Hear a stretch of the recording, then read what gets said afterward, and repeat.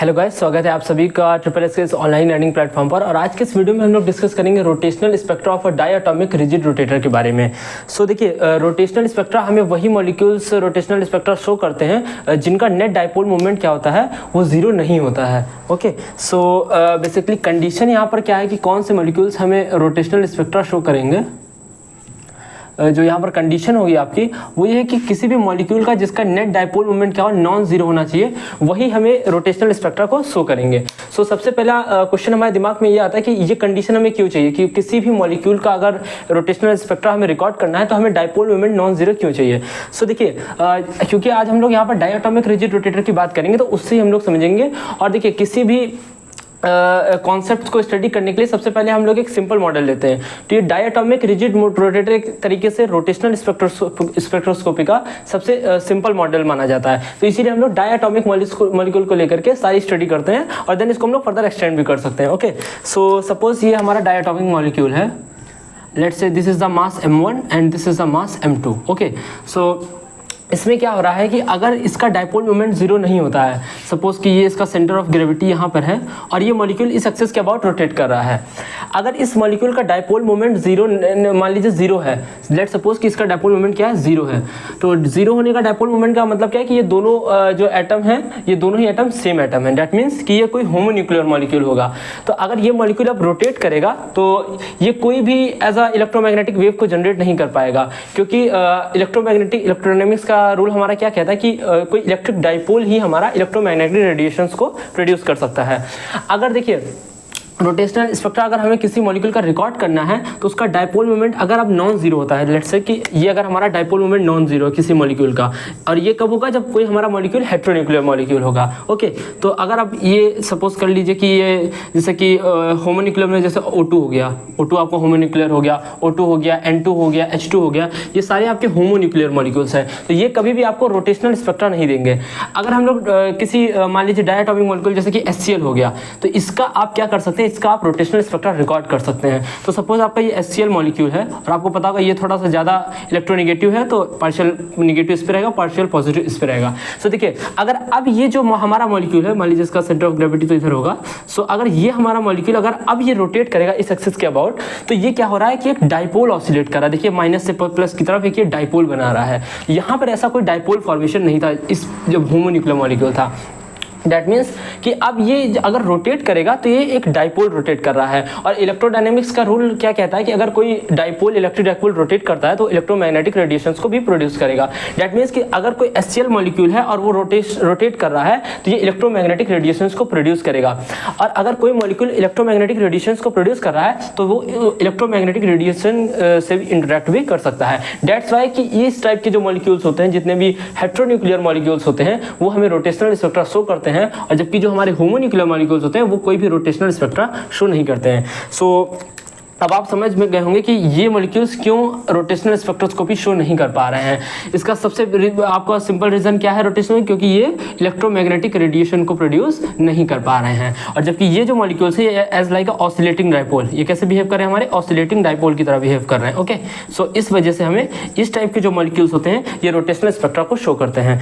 तो देखिए, rotational spectroscopy पढ़ने का एक सबसे जो महत्वपूर्ण रीजन है कि हम लोग क्यों रोटेशनल स्पेक्ट्रोस्कोपी को पढ़ते हैं, तो सबसे रीजन ये है कि हम लोग रोटेशनल स्पेक्ट्रोस्कोपी से कुछ पैरामीटर्स को फाइंड कर सकते हैं। जैसे कि एक HCl मॉलिक्यूल है, अगर आपको इन दोनों के बीच का इंटरन्यूक्लियर डिस्टेंस फाइंड आउट करना है, सो आप इस रोटेशनल स्पेक्ट्रोस्कोपी की मदद से ही इसको फाइंड आउट कर सकते हैं। जैसे इसका मोमेंट ऑफ इनर्शिया आपको निकालना है, तो वो सब भी आप अगर रोटेशनल स्पेक्ट्रा किसी मॉलिक्यूल का आपको पता है तो ये सब पैरामीटर्स आप उससे कैलकुलेट कर सकते हैं। जैसे कि मोमेंट ऑफ इनर्शिया भी सबसे पहले हम लोग कह सकते हैं इंटरन्यूक्लियर डिस्टेंस। ओके, सो इंटरन्यूक्लियर डिस्टेंस। और दूसरा पैरामीटर आप क्या कैलकुलेट कर सकते हैं, अगर ये पता चल गया तो आप मोमेंट ऑफ इनर्शिया भी निकाल सकते हैं। So moment of inertia. So इन दोनों पैरामीटर्स को हम लोग निकालने के लिए किसी भी मॉलिक्यूल का रोटेशनल स्पेक्ट्रा को हम लोग रिकॉर्ड करते हैं। सो इतना आप नोट कर लीजिए, हम लोग क्या करेंगे आज डायटोमिक मॉलिक्यूल का एक जनरल केस लेकर के उसके रोटेशनल स्पेक्ट्रा को हम लोग स्टडी करेंगे कि उसका रोटेशनल स्पेक्ट्रा हमें कैसा मिलता है। सो ये आप नोट कर लीजिए। ओके, सो आइए बात करते हैं हम लोग डायटोमिक मॉलिक्यूल के रोटेशनल स्पेक्ट्रा की। सो सपोज कीजिए कि ये आपका एक मास m1 है डायटोमिक मॉलिक्यूल में, और ये दूसरा मास क्या है, m2 है। और हम सपोज करेंगे कि देखिए अब कोई इसमें एक हैवी हो सकता है, कोई भी एक इसमें स्मॉलर हो सकता है जिसका मास कम होगा, मगर हम मानते हैं कि यहाँ पर इसका सेंटर ऑफ ग्रेविटी है। ओके, यहाँ पर सेंटर ऑफ ग्रेविटी है, और इस सेंटर ऑफ ग्रेविटी से हमारा ये जो मास है ये r1 डिस्टेंस पर है, और ये जो मास है ये r2 डिस्टेंस पे है। ओके, नाउ अब देखिए by the centre of mass के रूल से आपको पता होगा यहाँ पर, तो सबसे पहला हमारा यहाँ पर क्या है कि सेंटर ऑफ मास से आपको पता, जैसे आपको पता होगा कि r सेंटर ऑफ मास कितना होता है हमारा, m1 r1 plus m2 r2, ये r सेंटर ऑफ मास कितना होता है, m2 r2 vector, and then divided by r1 plus m1 plus m2। Okay, से आपको सेंटर ऑफ मास के फॉर्मूले से r सेंटर ऑफ मास, आपको ये बहुत ही बेसिक चीज़ है, 11th क्लास है, ये आपको पता होगा। ओके, सो यहाँ से अगर इस फॉर्मूले से हम लोग निकालेंगे तो ये हमारे से जो पहला रिलेशन यहाँ से निकल के आता है, तो अगर देखिए हम लोग मान लें कि ये मास हमारा ओरिजिन पर अगर है, इसको अगर मान लें कि ये ओरिजिन पर है, ये वाला मास 0,0 पर है, मैं आपको बता रहा हूँ, हालांकि मैं ये जैसे इस result m1 r1 is equal to m2 r2, तो ये जनरली आपको मे बी समझ में शायद यहाँ से ना आ रहा हो कि ये कैसे हम लोग डायरेक्टली बुक्स में लिख देते हैं, तो मैं आपको एक बता रहा हूँ कि ये कहाँ से आ रहा है। सो अगर इस मास को ओरिजिन पे माने तो हमारा r सेंटर ऑफ मास, जैसे ये सेंटर ऑफ ग्रेविटी यहाँ पर है, तो सेंटर ऑफ मास यहाँ पर सारा सिचुएटेड होगा। सो ये हमारा r सेंटर ऑफ मास यहाँ से कितना है, r1 is equal to m1। अब देखिए m1 और ये r1, देखिए इसको ही ओरिजिन माना है, तो ओरिजिन के कंपैरिजन में मास m1 कहाँ पर होगा, ओरिजिन पे ही होगा, तो ये हो गया 0 प्लस m2, और r2 कितना है, ये m2 कितनी दूरी पर है, r1 प्लस r2, तो m2 कितना हो जाएगा, ये ओरिजिन है हमारा 0,0, ये r1 प्लस r2 पर, तो r1 plus r2 divided by कितना होता है, m1 प्लस m2। ओके, सो यहाँ से कितना आ जाएगा हमारा m1 plus m2 times r1 is equal to m2 r1 और प्लस m2 r2। तो यहाँ से आप देखिए तो ये कितना आ गया, इसको अगर मैं एलेबोरेट करके लिख दूँ तो m1 r1 plus m2 r1, तो देखिए m2 r1 यहाँ से कट गया, तो हमारा कितना गया, m1 r1 बराबर m2 r2। यही मैं आपको बोल रहा था कि इस फॉर्मूले से आप ये रिजल्ट निकाल सकते हैं, ये डायरेक्टली रिटर्न होता है ना, मैंने आपको जस्ट डिराइव करा दिया है। तो इस रिजल्ट को हम लोग सबसे पहले यूज़ करेंगे। ओके, तो इतना आप नोट कर लीजिए। ओके, सो ये m1 r1 is equal to m2 r2 को हम लोग यूज़ करने वाले हैं। सो इसको मैं इरेज कर देता हूँ। ये जस्ट सेंटर ऑफ मास पता है, क्लास 11 में हम लोग सभी लोग पढ़ते भी हैं इससे, सो इसका बस यहाँ पर इतना ही यूज़ था। ओके, सो यहाँ पर क्या है हमारा कि पहला क्या रिलेशन आ रहा है हमारा, m1 r1 is equal to m2 r2, और देखिए दूसरा रिलेशन हमारा यहाँ पर एजम्पशन से है। देखिए जनरली क्या होता है कि कोई मॉलिक्यूल अगर रोटेट कर रहा है, जैसे कि अगर ये मार्कर है और इसको मैं रोटेट कराऊंगा, तो ये मार्कर बिल्कुल रिजिड मार्कर है, यानी कि इसको अगर मैं रोटेट कराऊंगा तो इसके जो मॉलिक्यूल्स है, कॉन्जुगेटिव मॉलिक्यूल्स हैं, ये वाइब्रेट नहीं करेंगे। लेकिन यहाँ पर क्या होता है कि जनरली जब एटॉमिक लेवल पर हम लोग जाते हैं तो कोई भी मॉलिक्यूल अगर रोटेट कर रहा है तो मे भी चांस है कि वो वाइब्रेट भी करेगा, राइट। सो लेकिन हमारा एजम्पशन यहाँ पर रिजिड रोटेटर है, दैट मीन्स अभी हम मान करके चल रहे हैं कि जब ये मॉलिक्यूल रोटेट कर रहा है देन इसके जो इंटरन्यूक्लियर डिस्टेंस है दो एटम के बीच की, वो चेंज नहीं हो रही। ये हमारा एजम्पशन है रिजिड रोटेटर का यहाँ पर। सो अगर डिस्टेंस चेंज नहीं हो रही तो इनके बीच का डिस्टेंस कितना हमारा, r1 प्लस r2 ये डिस्टेंस है, इसको हम मान लेंगे कि r0 है, और r0 जहाँ पर हमारा क्या बोलेंगे, इसको हम लोग internuclear distance. Okay, internuclear distance. Okay, so ये हमारा हो गया इंटरन्यूक्लियर डिस्टेंस। ओके, नाउ अब हमें क्या करना है, देखिए अगर हम इस एक्सिस के about I moment of inertia को कैलकुलेट करें, ये भी बहुत सिंपल चीज़ें हैं, मोमेंट ऑफ इनर्शिया कैसे निकालते हैं, तो इस m1 का निकालना है तो इस एक्सिस से distance from axis of rotation, जहाँ से आपको जिस एक्सिस के अबाउट आपको मोमेंट ऑफ इनर्शिया निकालना होता है, उससे हम लोग क्या करते हैं कि उससे मास की डिस्टेंस उसका स्क्वायर, यानी कि m1 r1 का square then plus m2 r2 का स्क्वायर। अब इसको हम लोग क्या लिख सकते हैं, m1 r1 then r1 plus m2 r2 then r2। सो m1 r1 की वैल्यू यहाँ से कितनी है, m2 r2 की इक्वल है, तो m2 r2 r1 plus m2 r2 को हम लोग यहाँ से कितना लिख सकते हैं, m1 r1 r2। सो देखिए यहाँ से r1 r2 कॉमन आ रहा है आपका, तो ये कितना हो जाएगा, m1 प्लस m2। ये हो गया आपका मोमेंट ऑफ इनर्शिया। अभी यहाँ तक हम लोग इसको नोट किए हैं। ओके, सो देखिए एक अब हम लोग क्या करेंगे, देखिए r2 और r1 को एक दूसरे के टर्म्स में हमें लिखना होगा, राइट। सो यहाँ से देखिए कि ये रिजल्ट आपका आ रहा है, और m1 r1 is equal to m2 r2। देखिए तो अब इस रिलेशन से हम लोग क्या करेंगे, r2 is equal to r0 minus r1, और उसको सब्स्टिट्यूट करेंगे इक्वेशन नंबर 1 में। ओके, सो फ्रॉम टू से आपको क्या समझ में आ रहा है कि r2 is equal to r0 minus r1, उसको ऊपर सब्स्टिट्यूट कर दीजिए, तो m1 r1 is equal to m2, और r2 कितना आपका r0 माइनस r1, राइट। सो हो जाएगा m2 r0 minus m2 r1, और ये m1 r1। सो इसको अगर सॉल्व करेंगे तो ये कितना आ जाएगा यहाँ से आपका, तो ये आपका आ जाएगा m1r1, तो m1r1 और ये m2r1 भी इधर जाएगा, तो m1 plus m2 times r1 is equal to कितना आ जाएगा आपका ये m2r0। तो r1 की वैल्यू कितनी आ गई देखिए m2r0 और divided by m1 plus m2। देखिए ये सब हम लोग इसलिए कर रहे हैं ताकि जो भी चीज़ें हम लोग कैलकुलेट करें वो हमारा नॉन पैरामीटर में, यदि एक्सपेरिमेंटली जो हम कैलकुलेट करना चाह रहे हैं उनसे रिलेट भी हो।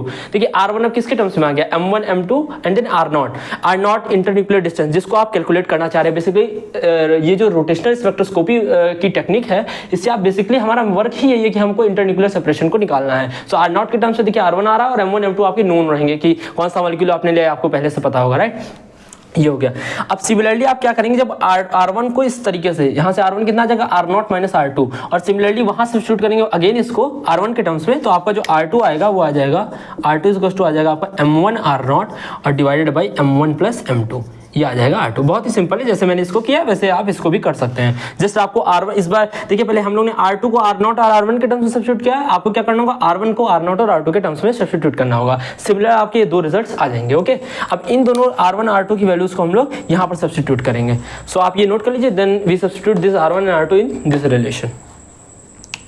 ओके, सो इसको अभी हम इरेज कर देते हैं और ये भी हो गया है, इसको भी इरेज कर सकते हैं हम लोग ना। हाँ, तो ये भी हो गया। अब जस्ट हमें R1 और R2 की वैल्यूज को यहाँ पर क्या करना होगा, सब्स्टिट्यूट करना होगा। तो इस रिलेशन को मैं ऊपर लिख रहा हूँ m1 plus m2 times R1 R2।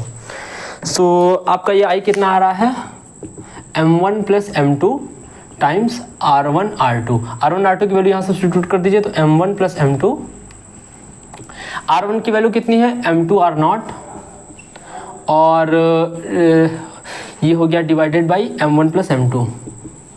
देखिए दोनों से आएगा तो होल स्क्वायर हो जाएगा इसका, and then m1 R0। Okay, so ये आपका कितना हो गया, एक m1 प्लस m2 से एक a पावर कैंसिल हो जाएगा, तो m1 m2 और divided by m1 plus m2 times R0 का स्क्वायर। ओके, सो देखिए ये सिंपल आपका क्या बन गया है, ये रिड्यूस मास है, सो म्यू R0 का स्क्वायर।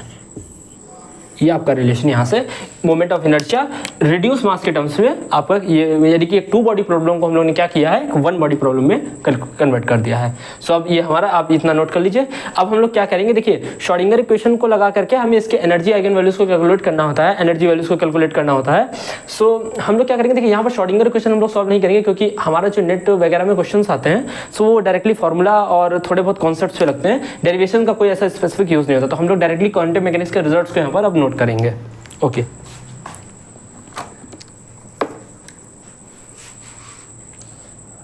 सो ये हो गया है। अब हम लोग क्या करते हैं, देखिए ये हो गया, इतना आप नोट कर लिए।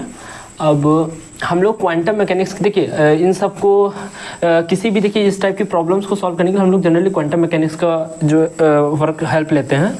अब देखिए यहाँ पर हम लोग, देखिए अगर क्वांटम मैकेनिक्स के रिजल्ट्स को डेराइव करेंगे तो काफ़ी लेंदी रहेगा और उसका कोई ऐसा यूज़ भी नहीं रहता है। तो हम लोग जनरली क्या करेंगे, क्वांटम मैकेनिक्स के जो भी रिजल्ट्स हैं उनको यूज़ करेंगे। ओके,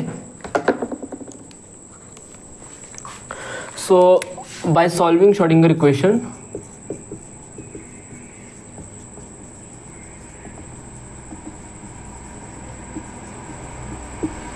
वी गेट,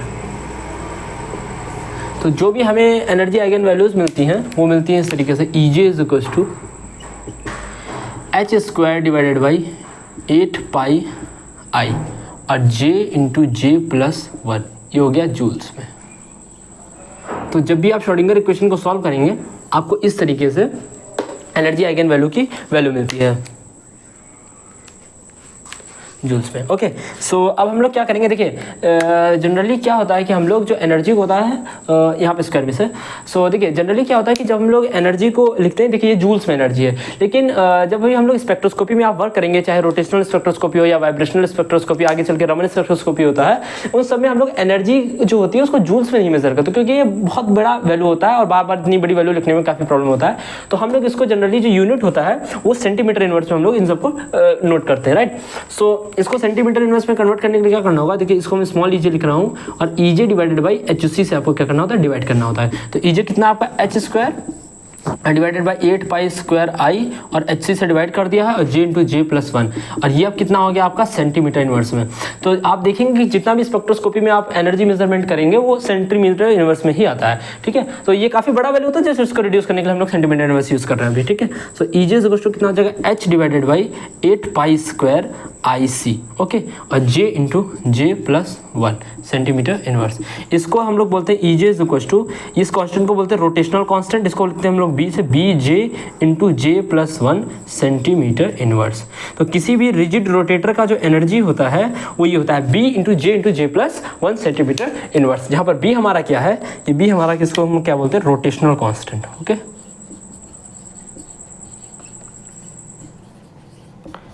ओके, सो इतना आप नोट कर लीजिए। देन हम लोग क्या करेंगे, अब रोटेशन डायटोमिक रिजिड रोटेटर के रोटेशनल स्पेक्ट्रम को ड्रॉ करेंगे कि वो कैसा हमें ऑब्जर्व होता है। ओके, सो ये एनर्जी हम लोग ने लिख लिया है। तो देखिए, जैसे सबसे पहले हम लोग ने रिजिड रोटेटर का कुछ कंडीशन पढ़ा कि उसका डायपोल मोमेंट 0 नहीं होना चाहिए, इस टाइप की कंडीशंस। अब देखिए, वो कंडीशन है जो मैंने आपको फिजिकली एक्सप्लेन बताया कि डायपोल मोमेंट क्यों 0, मतलब किसी अगर मॉलिक्यूल का डायपोल मोमेंट 0 है तो वो रोटेशनल स्पेक्ट्रा को शो नहीं करता है। अब हमारा क्या है कि देखिए, तो कहने का मतलब ये है कि कंडीशंस क्या है कि कोई मॉलिक्यूल रोटेशनल स्पेक्ट्रा को शो करेगा।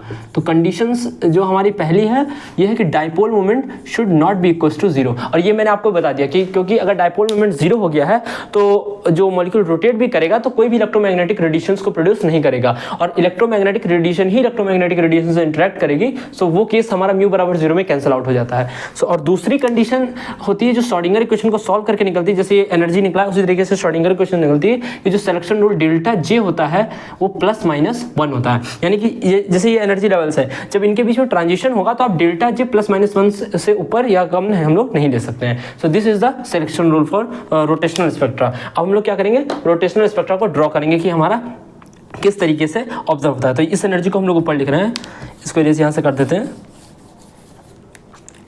सो EJ इक्वल्स टू कितना है हमारा, B into J plus 1 centimetre inverse. आइए अब रोटेशनल स्पेक्ट्रम को हम लोग क्या करते हैं, ड्रॉ करके देखते हैं। सो जैसे कि अगर मैं यहाँ पर जे यहाँ पर आपका कितना है, इंटीजर 0 1 2 3 इस टाइप से आपकी वैल्यूज हैं। सो अगर हम लोग देखिए J बराबर 0 पुट करें, J बराबर 0, तो एक ये आपका आ गया। J बराबर 0 के लिए EJ कितना है आपका, देखिए यहाँ पर मैं J लिखता हूँ और करस्पॉन्डिंग उधर EJ, तो J बराबर 0 के लिए EJ कितना आ रहा है आपका, 0 आ रहा है, ओके। अब J बराबर 2 के लिए, J बराबर 2 यहाँ पर रखेंगे, सॉरी J बराबर 0 हो गया तो 1, सो 1 के लिए यहाँ पर 1 इंटू 1 + 1 यानी 2, तो 2B आएगा, यानी यहाँ से 2B, तो ये हो गया 2B फॉर 1। अब देखिए J बराबर अगर यहाँ पर आप 2 रखेंगे तो 2 इंटू 2 + 1 यानी 6 आएगा। तो अब इन दोनों का जो गैप है उसका जो थर्ड वाले गैप है वो थोड़ा सा ज़्यादा होगा ऊपर वाले का, यानी कि वो 6B पे हमें मिल रहा है, कितने में, 6B पे। तो ये देखिए थोड़ा सा बढ़ जाएगा 2 के लिए। सिमिलरली अगर 3 के लिए करेंगे तो 3 इंटू 4 12B आएगा, तो ये और थोड़ा सा इससे भी ज़्यादा डिस्टेंस ऊपर होगा, तो ये कितना हो गया आपका, जैसे कि 12B, ठीक है। ये 3 के लिए इस तरीके से आपको क्या मिलेगा, रोटेशनल जो एनर्जी लेवल्स हैं आपको इस तरीके से मिल रहा है। इस फॉर्मूले को मैं थोड़ा सा इधर लिख लेता हूँ और ताकि और भी एनर्जी लेवल्स को हम लोग ड्रॉ कर पाएँ, ओके। सो ये हमारा यहाँ पर हो जाएगा EJ equals to B J into J plus 1, और ये सेंटीमीटर इनवर्स आप लिख सकते हैं यहाँ से। और ये सिलेक्शन रूल आपने नोट कर लिया है, इसको मैं डायग्राम को भी इरेज कर सकता हूँ। सो ये इरेज हो गया है यहाँ से, और ये दोनों सिलेक्शन रूल भी अभी मैं इरेज कर रहा हूँ, इधर नोट कर देता हूँ ताकि स्पेक्ट्रा को और अच्छे से हम लोग देख पाएँ।